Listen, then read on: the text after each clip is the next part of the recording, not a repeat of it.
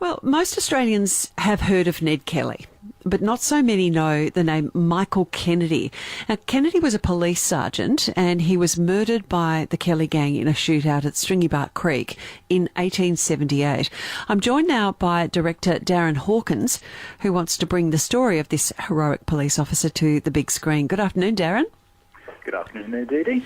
Tell us about Michael Kennedy. What kind of man was he?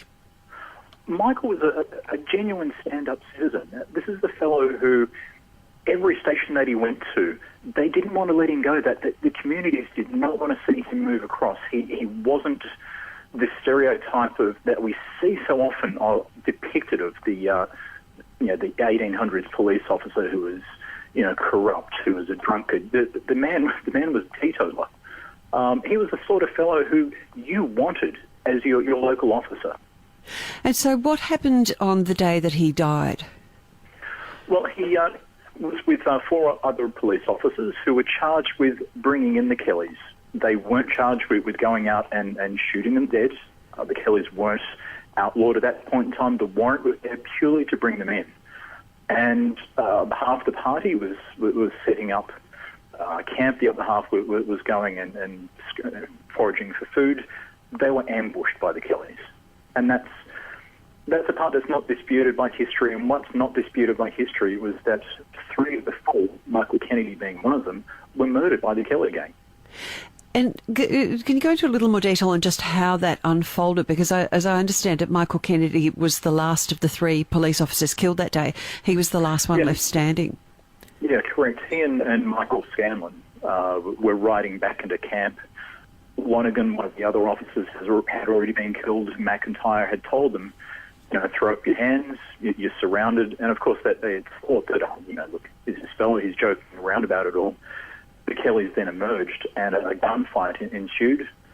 Poor old McIntyre, who escaped, thought that everything had been lost. He jumped on Kennedy's horse, which was a bit of a no-no to jump on another police officer's horse. He escaped, barely with his own life, and then a shootout ensued, a running shootout through the bush between the Kelly gang and Michael Kennedy, which obviously ended in Michael's life being taken. So, given that there were the three officers who were killed that day, why have you chosen Kennedy to feature in a film?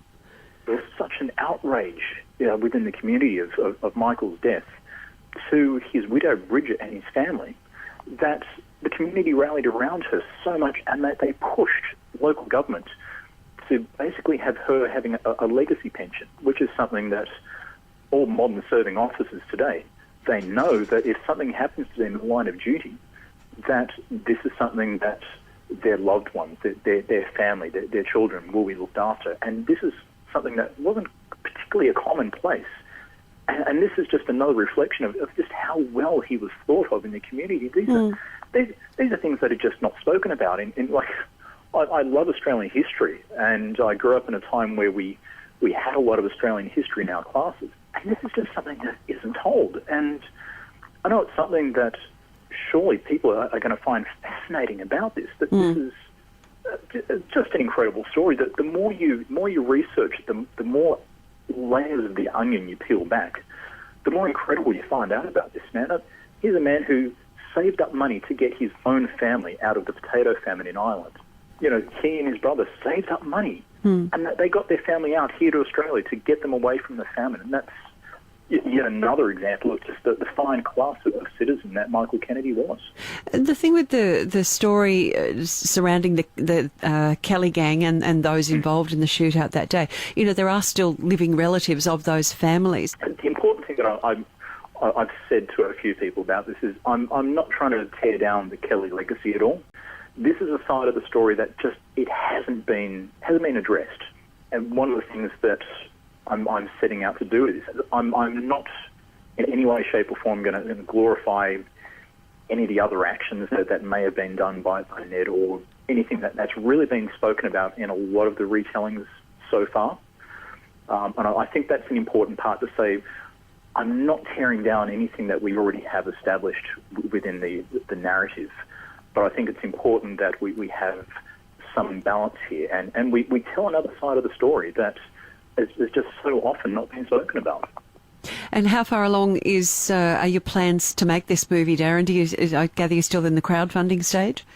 Yeah, we've started along with a company called the Australian Cultural Fund, who have been absolutely wonderful with us, and they're absolutely superb people who go to that website, australianculturalfund.org.au, little plug there, can find themselves getting onto a whole lot of other projects, mine included. The beautiful thing with this is something that you can get back as a tax donation when you donate to the projects. I'd of course love for people to click on mine, and this is where we are at this point in time. We've got a script. I've been out looking at various locations, trying to source locations. I've even been talking to a lady in Queensland who is a professor of cultural dance from that time period. Just trying to get things as authentic as what I can. Oh, well, we've got some callers coming through, and I think we might have to hang on to their details for you, because I think that, as I said, there will be living relatives who may be able to fill in some little gaps if there are any in your research. Look, I would be more than happy to speak to any of the living relatives. That would be absolutely wonderful. The more information I can get on this, and especially just to have involvement, especially with the Kennedys as well, that's something that would be absolutely dear to my heart on this. Oh, well, we'll see what we can do for you. We'll put you in touch. Thank you so much for talking to me today. It's director Darren Hawkins, and as he mentioned, Australian Cultural Fund is where you go if you look for the making of the film of Sergeant Michael Kennedy. That's the story he wants to tell, and it's a good story to tell.